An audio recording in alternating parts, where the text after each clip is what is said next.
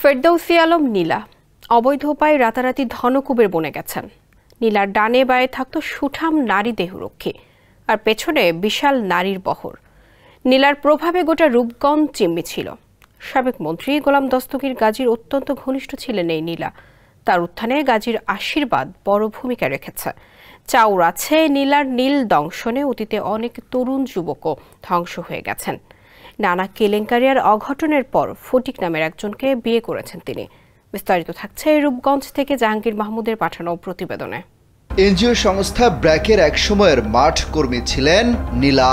নানা অনিয়ম, দুর্নীতি, সরকারি টাকা তছরূপ, ভুয়া প্রকল্প আর ক্ষমতার বদৌলতে কয়েকশো কোটি টাকার মালিক বনে গেছেন তিনি।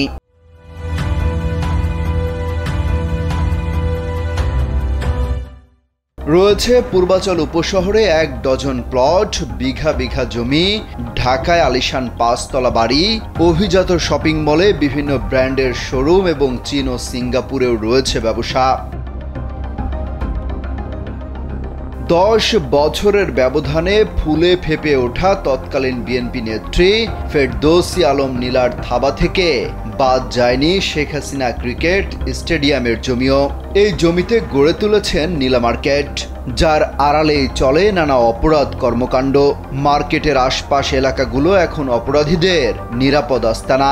মন্ত্রীর সঙ্গে সম্পর্ক থাকায়, পাশাপাশি উপজেলা নারী ভাইস চেয়ারম্যান হওয়ায় প্রশাসন তার বিষয়ে পদক্ষেপ নেয়নি। আর স্থানীয় সাধারণ মানুষ নীলা নাম মুখে আনতে গিয়ে জবুথবু হয়ে পড়েন।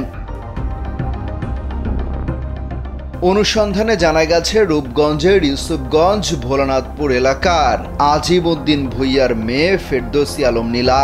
তাদের গোটা পরিবারই বিএনপির রাজনীতির সঙ্গে সম্পৃক্ত। হাই স্কুল জীবন থেকে এই নীলা ছিল বাউন্ডুলে।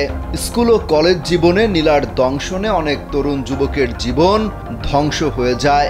ভাগ্যের বিধিবাম অনেক তরুণ যুবক তার রূপের আগুনে পুড়লেও ফটিকের ফটিকবাজির কাছে ধরাশায়ী হন এই নীলা।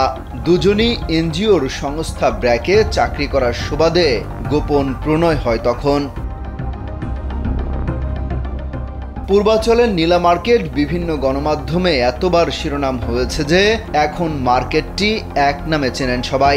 রাজধানী উন্নয়ন কর্তৃপক্ষের প্লট বরাদ্দ করে নীলা দাঁড় করিয়েছেন ওই মার্কেট।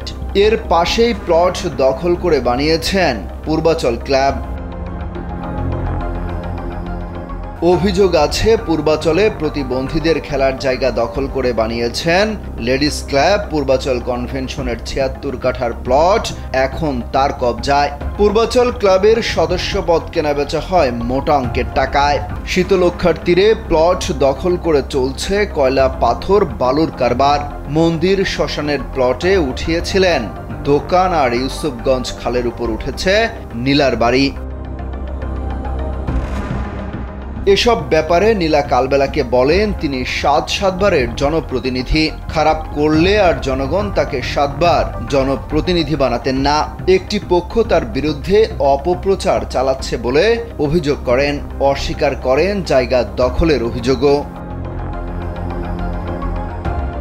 অমিত হাসান রবিন, কালবেলা।